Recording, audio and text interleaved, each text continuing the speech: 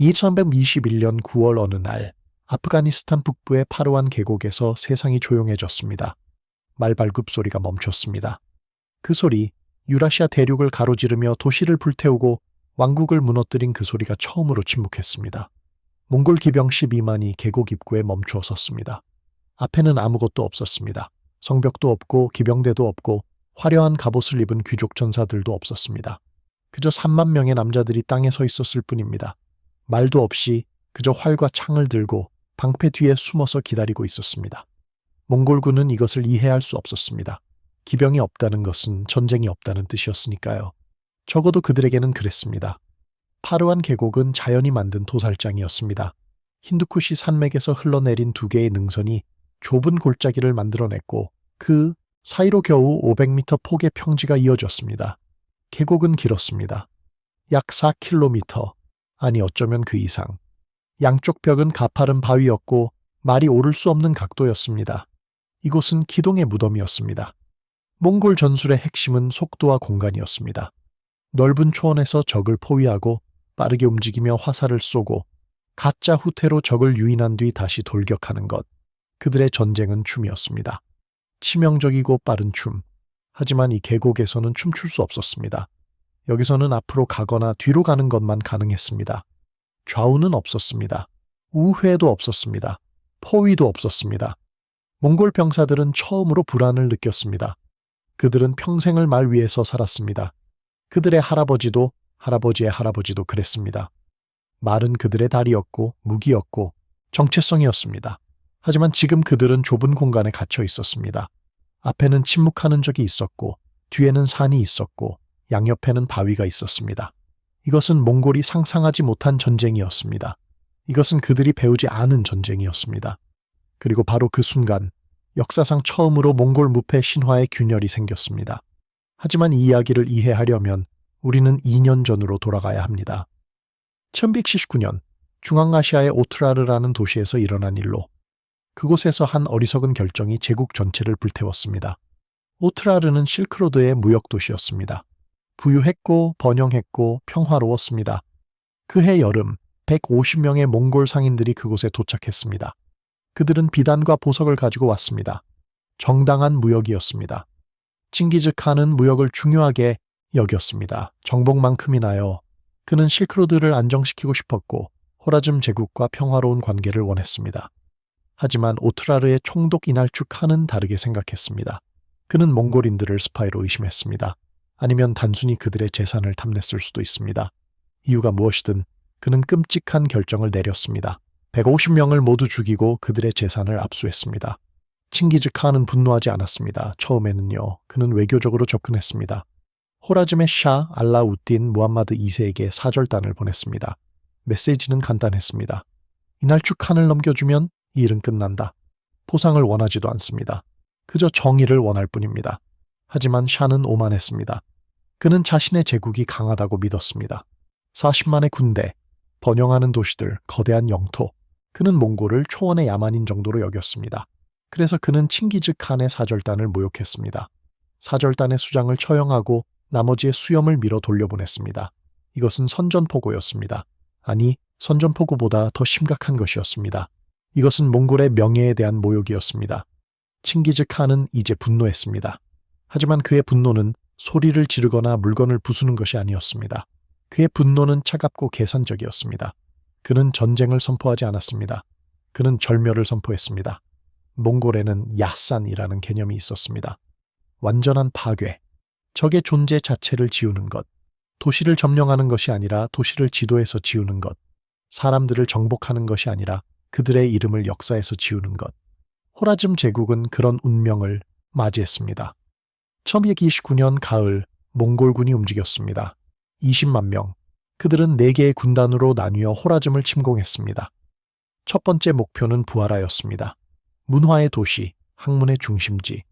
몽골군이 도착했을 때 부하라는 싸울 생각을 하지 못했습니다. 그들은 이미 다른 도시들이 어떻게 되었는지 들었습니다. 오트라르는 5개월간 포위되었고 모든 남자가 죽었습니다. 여자와 아이들은 노예가 되었습니다. 도시는 완전히 파괴되어 나중에 방문한 여행자들은 그곳이 어디였는지조차 찾을 수 없었습니다. 부하라는 항복했습니다. 몽골군은 도시로 들어갔고 주민들을 광장에 모았습니다. 칭기즈 칸이 직접 나타나 말했다고 합니다. 나는 신의 재앙이다. 너희가 큰 죄를 짓지 않았다면 신은 나 같은 재앙을 보내지 않았을 것이다. 그런 다음 도시는 약탈당했습니다. 사람들은 죽지 않았습니다. 적어도 대부분은요. 하지만 도시의 모든 재산은 사라졌습니다. 건물들은 불탔습니다. 책들은 재가 되었습니다. 사마르칸트는 더 비극적이었습니다. 이 도시는 저항을 시도했습니다. 10일 만에 수비군이 성벽을 지켰습니다. 하지만 몽골은 포위전의 대가였습니다. 그들은 중국에서 배운 공성 기술을 가지고 있었습니다. 투석기, 공성탑, 그리고 가장 무서운 무기는 심리전이었습니다. 몽골은 사로잡은 주민들을 성벽 앞에 세웠습니다. 그들에게 공성 장비를 운반시켰습니다. 성벽 위의 수비군은 자신의 가족들이 적의 방패가 되는 것을 지켜봐야 했습니다. 화살을 쏘면 가족이 죽고 쏘지 않으면 적이 다가왔습니다. 이것은 전쟁이 아니었습니다. 이것은 고문이었습니다. 5일 만에 사마르칸트는 함락되었습니다.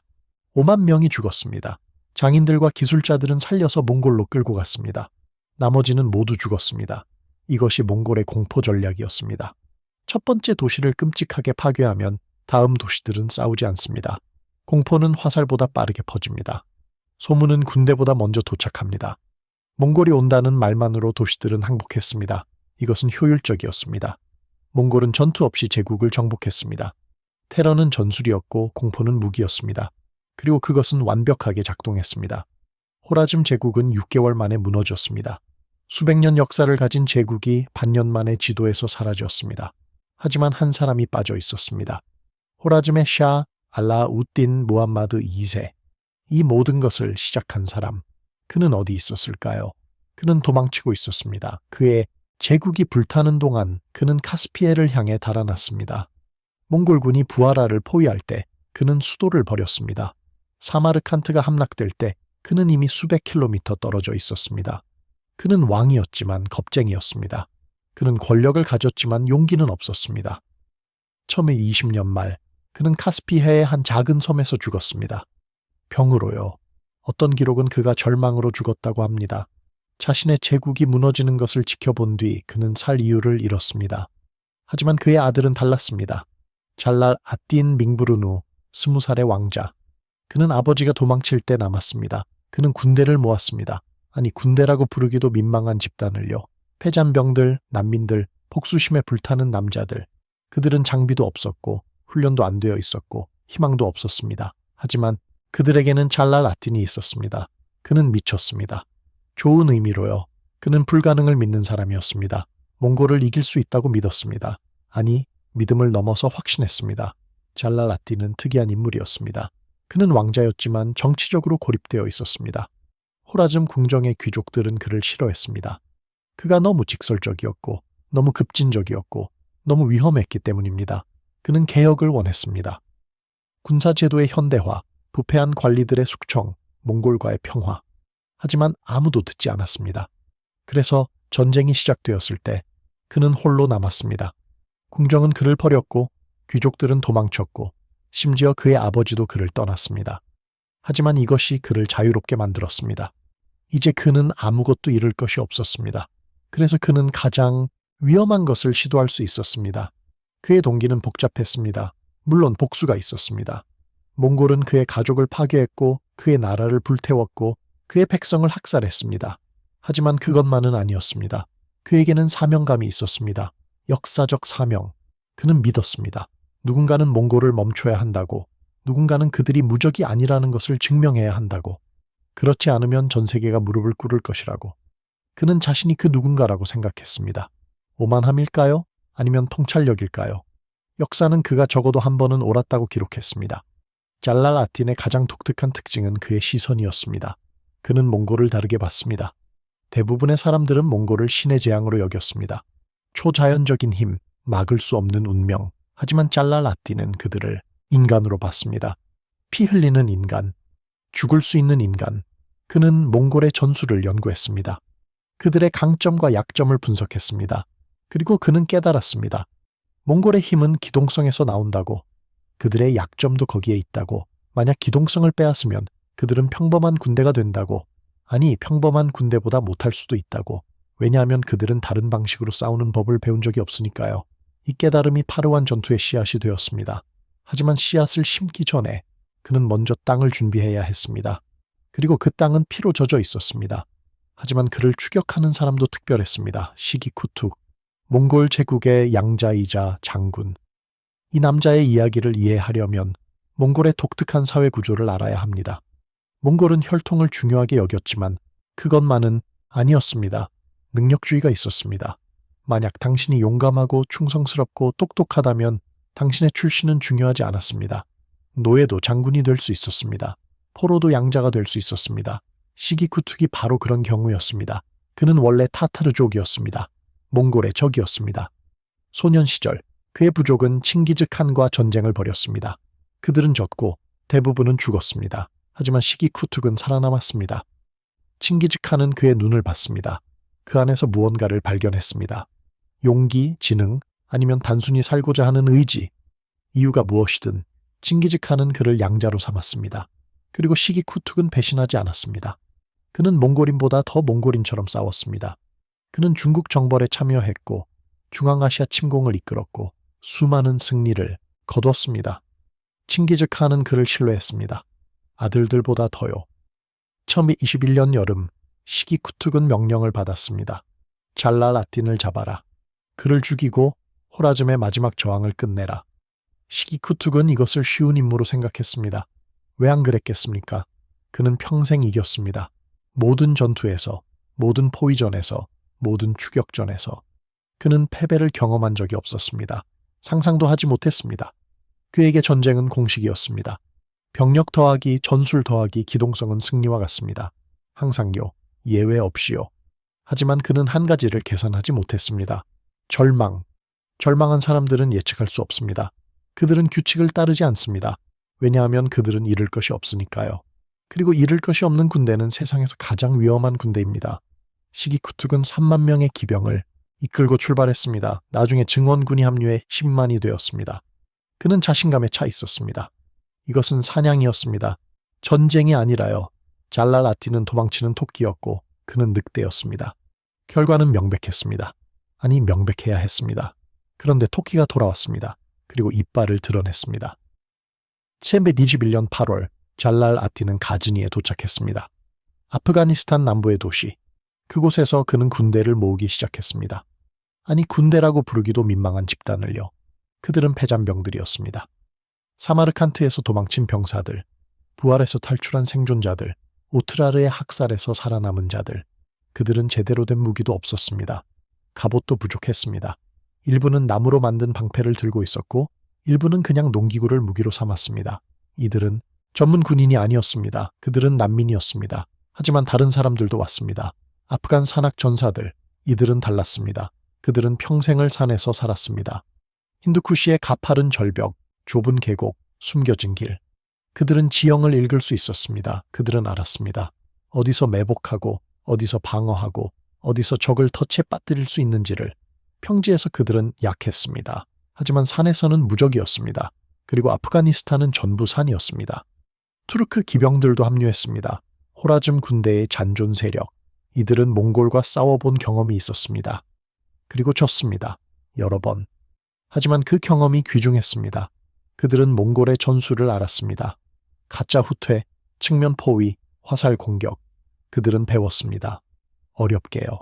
피를 흘리며요. 하지만 그들은 배웠습니다. 그리고 이제 그들은 복수를 원했습니다. 가장 흥미로운 집단은 호라즘 병사들이었습니다.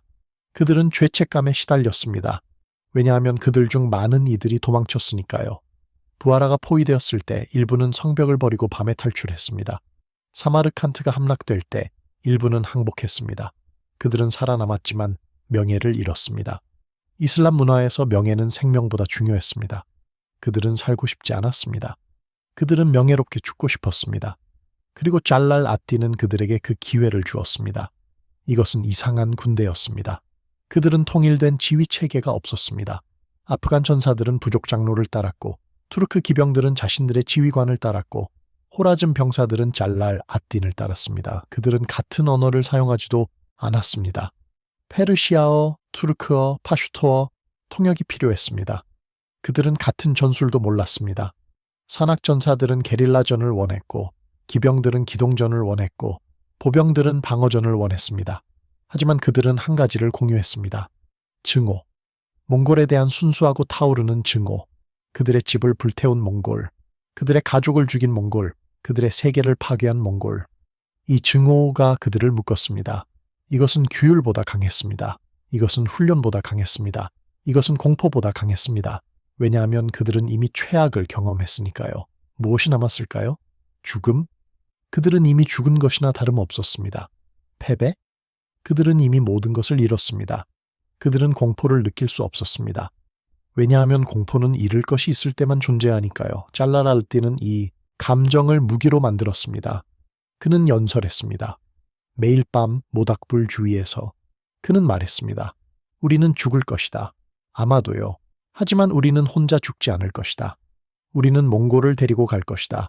우리는 그들에게 상처를 입힐 것이다. 그들이 우리를 기억하게 만들 것이다. 그들이 우리의 이름을 두려워하게 만들 것이다. 그리고 만약 우리가 운이 좋다면, 만약 신이 우리를 돕는다면 우리는 이길 것이다. 그리고 세상을 바꿀 것이다. 병사들은 믿었습니다. 왜냐하면 그들은 믿고 싶었으니까요.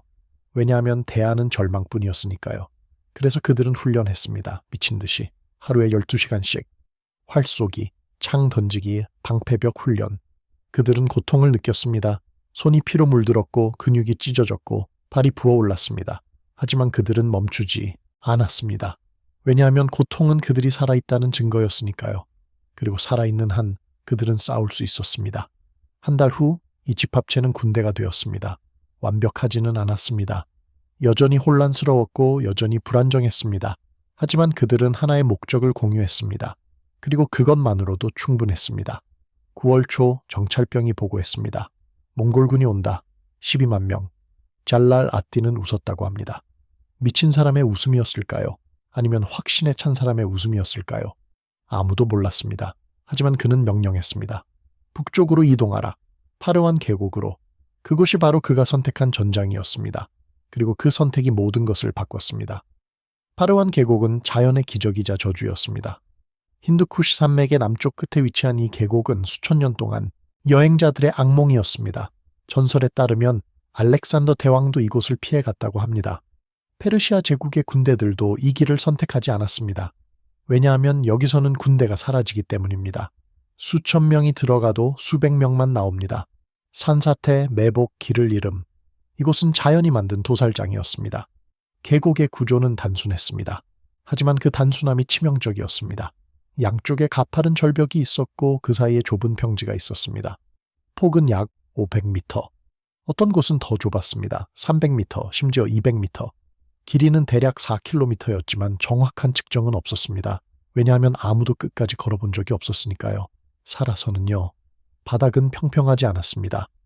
바위들이 흩어져 있었고 작은 언덕들이 있었고 말라붙은 강바닥이 지그재그로 가로질렀습니다. 이것은 기병에게 악몽이었습니다. 마른 속도가 필요했습니다. 하지만 여기서는 빠르게 달릴 수 없었습니다. 바위에 걸려 넘어지거나 불규칙한 지형의 발목을 다치거나 강바닥에 빠질 수 있었습니다. 속도가 없으면 기병은 의미가 없었습니다. 그냥 말 위에 앉은 표적일 뿐이었습니다. 양쪽 절벽은 거의 수직이었습니다. 60도에서 80도 사이의 경사, 염소도 오르기 힘든 각도, 말은 당연히 불가능했습니다. 이것은 우회가 불가능하다는 의미였습니다. 몽골 전술의 핵심은 측면 공격이었습니다.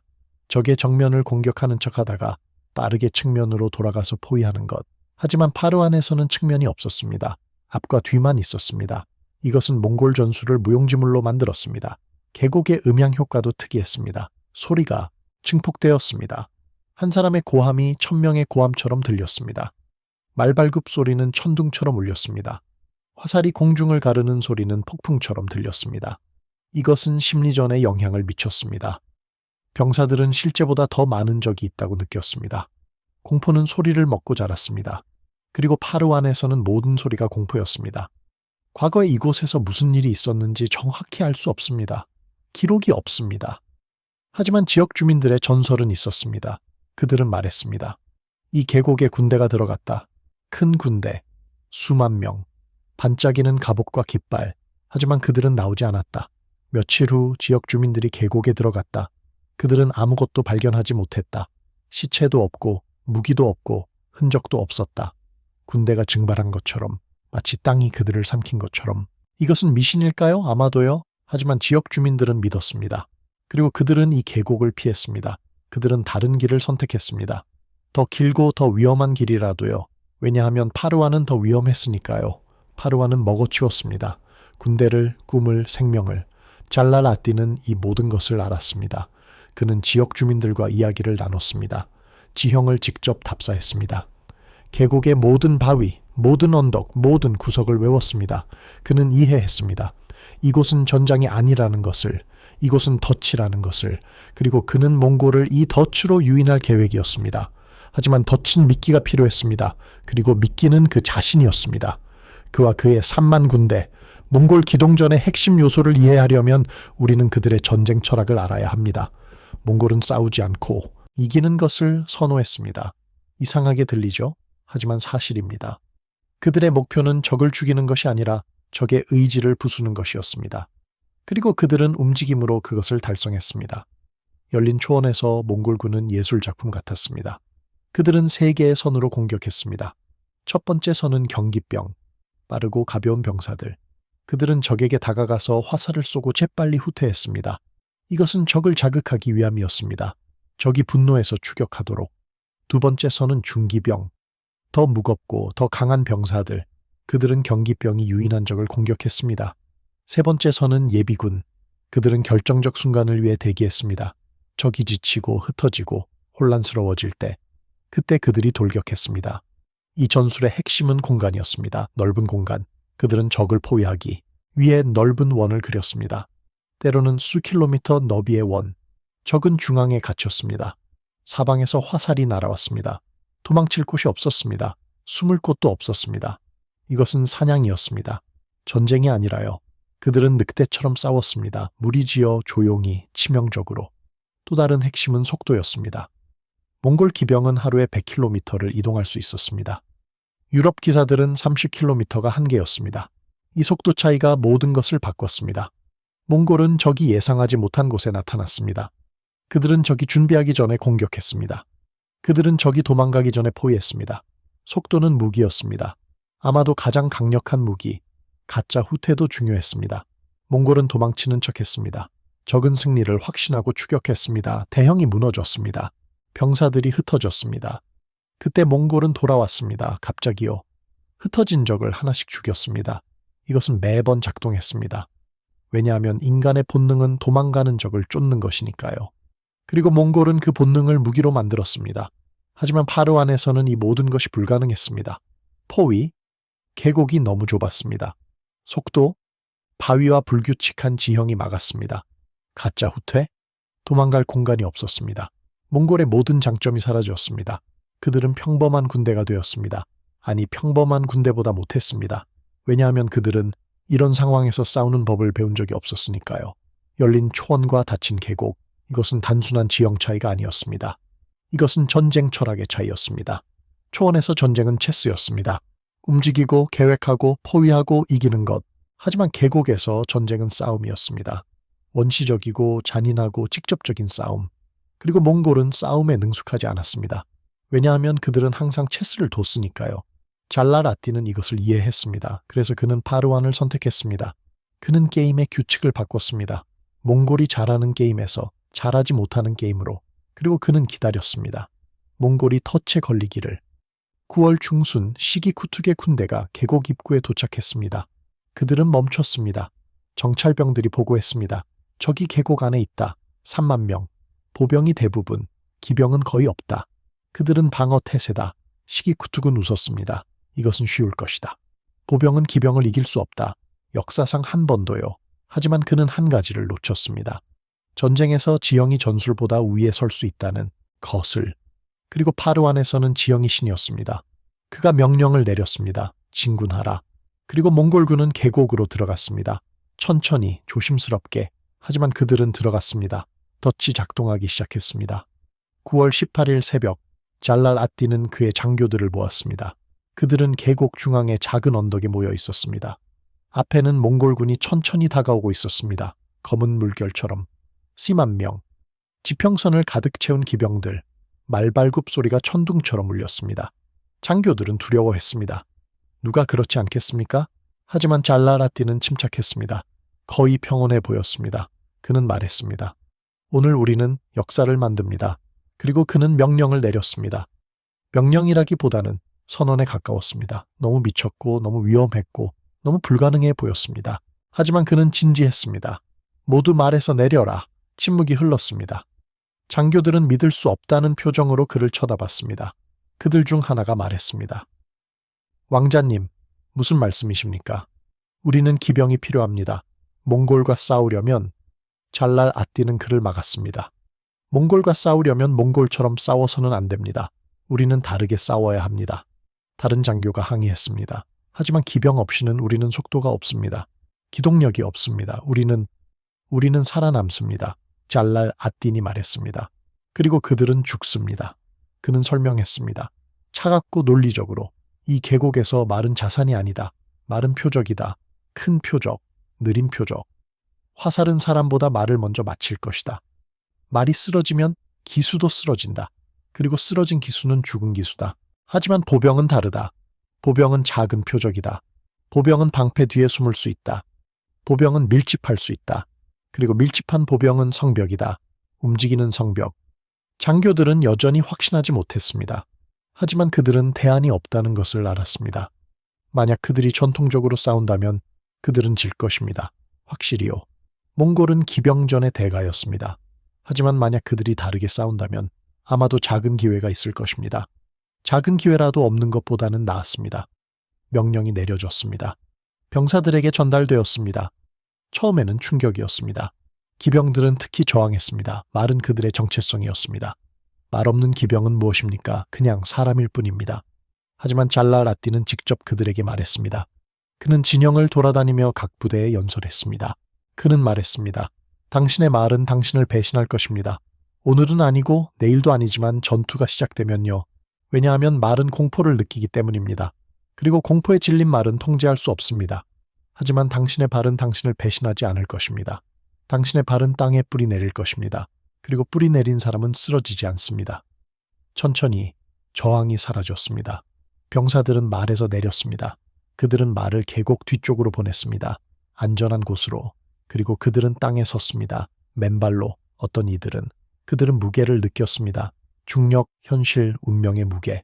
그들은 더 이상 날 수 없었습니다. 하지만 그들은 싸울 수 있었습니다. 다음 단계는 대형이었습니다. 잘라라띠는 밀집 대형을 원했습니다. 로마의 테스투도 방패 거북처럼 하지만 더 크고 더 유연하게 그는 병사들을 세 줄로 배치했습니다. 첫 번째 줄은 방패병. 큰 나무 방패를 들고 무릎을 꿇고 방패를 땅에 박았습니다. 이것은 벽이었습니다. 화살의 벽, 기병의 벽. 두 번째 줄은 창병. 긴 창을 들고 방패 사이로 창을 내밀었습니다. 이것은 이빨이었습니다. 말을 찌르고 기술을 찌르고 돌격을 멈추는 이빨. 세 번째 줄은 궁수. 수천 명의 궁수. 그들은 서서 활을 들고 기다렸습니다. 이 대형의 핵심은 정확도였습니다. 몽골 궁수는 말 위에서 쐈습니다. 빠르게 움직이면서요. 이것은 빠르지만 부정확했습니다. 그들은 많은 화살을 쏘았지만 대부분은 빗나갔습니다. 괜찮았습니다. 그들에게는 무한한 화살이 있었으니까요. 아니, 무한은 아니지만 충분했습니다. 하지만 잘라라틴의 궁수는 달랐습니다. 그들은 땅에 서 있었습니다. 움직이지 않았습니다. 그들은 조준할 시간이 있었습니다. 호흡을 조절할 시간이 있었습니다.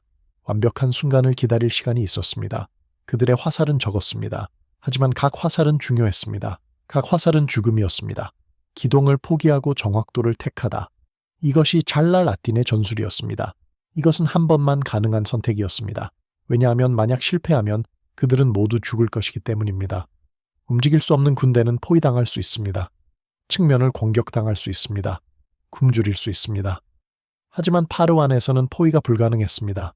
측면 공격도 불가능했습니다. 그리고 전투는 하루 안에 끝날 것이었습니다. 살거나 죽거나. 병사들은 대형을 연습했습니다. 하루 종일 밤새도록. 방패를 들고 창을 내밀고 활을 쏘고 반복. 그들의 움직임이 자동이 될 때까지, 생각할 필요가 없을 때까지. 왜냐하면 전투에서는 생각할 시간이 없으니까요. 본능만 있을 뿐입니다. 그리고 그들의 본능은 생존이었습니다. 준비가 완료되었습니다. 대형이 완성되었습니다. 3만 명이 거대한 직사각형을 만들었습니다. 방패, 창, 활, 삼중 방어선. 그들은 침묵했습니다. 움직이지 않았습니다. 그저 기다렸습니다. 몽골이 오기를. 그리고 몽골이 왔습니다. 전투는 3일 동안 지속되었습니다. 아니, 전투라기보다는 시험이었습니다. 인내의 시험, 의지의 시험, 규율의 시험. 첫날은 탐색전이었습니다. 몽골군은 조심스러웠습니다. 그들은 잘랄 아딘의 대형을 받고 이해하지 못했습니다. 이것은 낯선 전술이었습니다. 그들은 작은 부대를 보냈습니다. 수백 명의 경기병. 그들은 다가와서 화살을 쏘고 후퇴했습니다. 전형적인 몽골 전술. 하지만 이번에는 작동하지 않았습니다. 화살들은 방패에 박혔습니다. 일부는 갑옷에 튕겨나갔습니다. 일부는 병사들을 맞췄지만 치명적이지 않았습니다. 그리고 잘랄 아딘의 궁수는 반격했습니다. 천천히, 정확하게. 각 화살은 목표를 맞췄습니다. 말이나 기수. 몽골 기병들이 쓰러졌습니다. 시기쿠툭은 놀랐습니다. 손실은 작았습니다. 수십 명. 하지만 그는 이런 일에 익숙하지 않았습니다. 몽골은 항상 우위를 점했습니다. 항상 적보다 더 많이 죽였습니다. 하지만 오늘은 달랐습니다. 교환 비율이 1대1이었습니다. 아니, 어쩌면 더 나빴을 수도 있습니다. 이것은 받아들일 수 없었습니다. 그는 더 많은 병력을 보냈습니다. 수천 명의 기병. 그들은 돌격했습니다. 계곡 전체가 말발굽 소리로 가득 찼습니다. 하지만 그들은 밀집할 수밖에 없었습니다. 계곡이 좁았기 때문입니다. 그들은 넓게 퍼질 수 없었습니다. 그들은 일렬로 달려야 했습니다. 그리고 일렬로 달리는 기병은 쉬운 표적이었습니다. 잘랄 아딘의 명령이 떨어졌습니다. 발사. 3,000명의 궁수가 동시에 쏘았습니다. 하늘이 어두워졌습니다. 화살의 구름. 그것들은 떨어졌습니다. 몽골 기병 위로. 말들이 비명을 질렀습니다. 기수들이 떨어졌습니다. 돌격이 멈췄습니다. 아니, 멈춘 것이 아니라 무너졌습니다.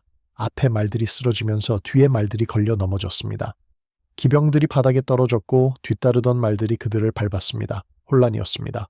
시기쿠툭은 후퇴를 명령했습니다. 몽골군은 물러났습니다. 빠르게요. 그들은 수백 명의 시체를 남겼습니다. 대부분은 말이었지만 일부는 사람이었습니다. 첫날은 끝났습니다. 밤이 되었습니다. 양측 모두 조용했습니다. 하지만 다른 이유로요. 몽골 진영은 충격에 빠졌습니다. 그들은 이런 경험이 없었습니다. 그들은 항상 이겼습니다. 쉽게요. 하지만 오늘은 달랐습니다. 병사들은 속삭였습니다. 저들은 인간이 아니다. 저들은 마법을 쓴다. 우리는 죽을 것이다. 시기쿠툭은 이것을 들었고 분노했습니다. 하지만 그는 두려웠습니다. 처음으로요. 잘랄 아딘의 진영은 달랐습니다. 그들은 조용했지만 결의에 차 있었습니다. 그들은 해냈습니다. 첫날을 버텼습니다. 몽골을 물리쳤습니다. 완전히는 아니지만 충분히요. 그들은 증명했습니다. 몽골은 무적이 아니라는 것을, 그들은 피 흘릴 수 있다는 것을, 그들은 죽을 수 있다는 것을. 이 깨달음이 병사들에게 힘을 주었습니다. 그들은 자신들이 이길 수 있다고 믿기 시작했습니다. 그리고 믿음은 무기였습니다. 둘째 날은 더 격렬했습니다. 시기쿠툭은 화가 났습니다. 그는 전면 공격을 원했습니다. 하지만 다른 장군들이 말렸습니다. 너무 위험합니다. 우리는 다른 방법을 찾아야 합니다. 시기쿠툭은 듣지 않았습니다. 다른 방법은 없다. 저들은 보병이다. 우리는 기병이다. 우리는 이길 것이다. 그는 명령했습니다. 정면 공격. 5만 기병. 한꺼번에. 그들은 돌격했습니다. 하지만 계곡은 그들을 압축했습니다. 5만 명이 좁은 공간에 몰렸습니다. 그들은 움직일 수 없었습니다. 우회할 수 없었습니다. 그저 앞으로 밀고 나갈 수밖에 없었습니다. 그리고 앞에는 방패벽이 있었습니다. 화살이 날아왔습니다. 수천 개, 하늘을 가렸습니다. 말들이 쓰러졌습니다. 기수들이 떨어졌습니다. 하지만 이번에는 멈추지 않았습니다. 뒤에서 계속 밀고 왔기 때문입니다. 앞에 기병들은 후퇴하고 싶었지만 후퇴할 수 없었습니다. 뒤에 기병들이 막고 있었습니다. 그래서 그들은 앞으로 갈 수밖에 없었습니다. 죽음을 향해 방패벽에 충돌했습니다. 말들이 방패에 부딪혔습니다. 일부는 방패를 부셨습니다. 하지만 대부분은 멈췄습니다. 그리고 창이 나왔습니다. 방패 사이로 말의 가슴을, 기수의 다리를, 무엇이든 닿는 것을 찔렀습니다. 비명이 울렸습니다. 인간과 동물의 비명. 계곡이 그 소리를 증폭시켰습니다. 지옥 같았습니다. 몇 시간 동안 이것이 계속되었습니다. 밀고 찌르고 쏘고 죽이고 양측 모두 지쳤습니다. 하지만 몽골이 더 지쳤습니다. 왜냐하면 그들은 공격하고 있었으니까요. 그리고 공격은 방어보다 더 많은 에너지를 필요로 했습니다. 잘랄라틴의 병사들은 그저 서 있으면 되었습니다. 하지만 몽골 기병들은 말을 타고 돌격하고 싸워야 했습니다. 오후가 되었을 때 몽골군은 다시 후퇴했습니다. 이번에는 더 많은 시체를 남겼습니다. 수천 명. 대부분은 말이었지만 수백 명의 기수도 있었습니다. 시기 쿠툭은 계산했습니다. 이틀 만에 그는 5천 명을 잃었습니다. 많지 않았습니다. 그는 여전히 압도적인 수적 우위를 가지고 있었습니다. 하지만 추세가 걱정되었습니다. 만약 이것이 계속된다면, 만약 일주일이 걸린다면, 만약 한 달이 걸린다면 그는 생각을 멈췄습니다. 그럴 리 없습니다. 내일이면 끝날 것입니다. 둘째 날 밤 잘랄라틴은 부상자들을 돌봤습니다. 수백 명이 있었습니다. 일부는 화살에 맞았고, 일부는 말에 밟혔고, 일부는 그저 지쳐 쓰러졌습니다. 그는 각자에게 말을 걸었습니다. 그들의 손을 잡았습니다. 그들에게 감사했습니다. 일부는 울었습니다. 고통 때문이 아니라 안도감 때문입니다. 그들은 살아있었습니다. 하루를 더 버텼습니다. 그리고 하루를 더 버티면 어쩌면 또 하루를 버틸 수 있을 것입니다. 하지만 잘랄라틴은 알았습니다. 시간이 그들 편이 아니라는 것을. 그들은 식량이 부족했습니다. 물도 부족했습니다. 화살도 바닥나고 있었습니다. 하지만 가장 중요한 것은 체력이었습니다. 병사들은 지치고 있었습니다. 둘째 날은 버텼지만 셋째 날은 어떨까요? 넷째 날은 그는 결정했습니다. 내일이 마지막 날이 될 것이다. 살거나 죽거나. 그는 비밀 명령을 내렸습니다. 동쪽 능선에 숨어있던 1만 기병에게. 그들은 지금까지 전투에 참여하지 않았습니다. 그들은 비밀 무기였습니다. 마지막 카드였습니다. 명령은 간단했습니다. 내일 몽골이 전면 공격을 할 때 그들의 측면을 쳐라. 그들을 압박하라. 그들을 계곡 안으로 밀어넣어라. 그리고 우리는 그들을 분쇄할 것이다. 셋째 날 새벽 하늘은 붉었습니다. 피 같은 붉음, 나쁜 징조였습니다. 아니면 좋은 징조였을까요? 누구의 관점이냐에 따라 다를 것입니다. 몽골군은 준비했습니다. 마지막 공격, 전력을 다한 공격, 12만 명 전부. 시기쿠툭은 연설했습니다. 오늘 우리는 이 모욕을 끝낸다. 오늘 우리는 저들에게 몽골의 힘을 보여준다. 돌격하라, 죽이라, 살려두지 마라. 몽골군이 움직였습니다. 거대한 물결처럼. 12만 명이 동시에 돌격했습니다. 땅이 흔들렸습니다. 소리가 귀를 찢었습니다. 이것은 묵시록이었습니다. 잘랄라틴은 명령했습니다. 버텨라. 오늘만 버텨라. 그의 병사들은 대답하지 않았습니다. 그들은 그저 자세를 잡았습니다. 방패를 들었습니다. 창을 내밀었습니다. 활을 당겼습니다. 그리고 기다렸습니다. 충돌이 시작되었습니다. 그것은 전투가 아니라 학살이었습니다. 어느 쪽의 학살인지는 명확하지 않았습니다. 양쪽 모두 피를 흘렸습니다. 양쪽 모두 죽었습니다. 하지만 몽골이 더 많이 죽었습니다. 왜냐하면 그들은 밀집된 표적이었으니까요. 계곡의 좁음이 몽골의 적이 되었습니다. 12만 명이 한꺼번에 돌격했지만 계곡은 한 번에 몇천 명만 수용할 수 있었습니다. 나머지는 뒤에서 기다려야 했습니다. 그리고 기다리는 동안 그들은 화살의 표적이 되었습니다. 앞에 기병들은 방패벽에 막혔습니다. 뒤에 기병들은 앞으로 밀었습니다. 중간에 기병들은 압사했습니다. 말과 사람이 뒤엉켜 쓰러졌습니다. 밟히고 짓밟히고 질식했습니다. 방패벽도 고통받았습니다. 일부 구간이 무너졌습니다. 몽골 기병들이 뚫고 들어왔습니다. 하지만 그들은 멀리 가지 못했습니다. 두 번째 줄의 창병들이 그들을 막았습니다. 세 번째 줄의 궁수들이 그들을 쐈습니다. 그들은 하나씩 죽었습니다. 하지만 그들이 죽기 전에 그들은 수십 명을 죽였습니다. 시간이 흘렀습니다. 1시간, 2시간, 3시간. 태양이 하늘 높이 올라갔습니다. 더웠습니다. 견딜 수 없이 더웠습니다. 병사들은 갈증에 시달렸습니다. 하지만 물이 없었습니다. 그들은 피를 마셨습니다. 자신의 피, 적의 피. 구분이 없었습니다. 6시간째 상황이 바뀌었습니다. 몽골군의 화살이 바닥나기 시작했습니다. 각 기병은 60개의 화살을 가지고 있었습니다. 많은 숫자였습니다. 하지만 6시간 동안 쏘면 그것도 바닥났습니다. 그들은 더 이상 쏠 수 없었습니다. 그들은 근접전을 해야 했습니다. 그리고 근접전에서 기병은 보병보다 불리했습니다. 특히 이런 좁은 공간에서는요. 시기쿠툭은 이것을 깨달았습니다. 그는 공포를 느꼈습니다. 처음으로 진짜 공포를. 그는 명령했습니다. 후퇴하라. 하지만 후퇴가 불가능했습니다. 너무 많은 병력이 너무 좁은 공간에 몰려 있었습니다. 후퇴하려면 돌아서야 했습니다. 하지만 돌아설 공간이 없었습니다. 그들은 갇혔습니다. 자신들의 숫자에 갇혔습니다. 그리고 그때 동쪽에서 뿔나팔 소리가 들렸습니다. 잘랄라틴의 예비기병 1만 명이 움직였습니다. 그들은 동쪽 능선에 숨어 있었습니다. 사흘 동안요, 그들은 기다렸습니다. 완벽한 순간을. 그리고 그 순간이 왔습니다. 몽골군이 완전히 계곡 안에 들어왔을 때, 그들이 전력을 다할 때, 그들이 후퇴할 수 없을 때 1만 기병이 돌격했습니다. 동쪽에서 서쪽으로 몽골군의 측면을. 그것은 망치였습니다. 그리고 잘랄 아딘의 보병은 모루였습니다. 망치와 모루 사이에서 몽골군은 분쇄되었습니다. 시기쿠툭은 이해했습니다. 그는 저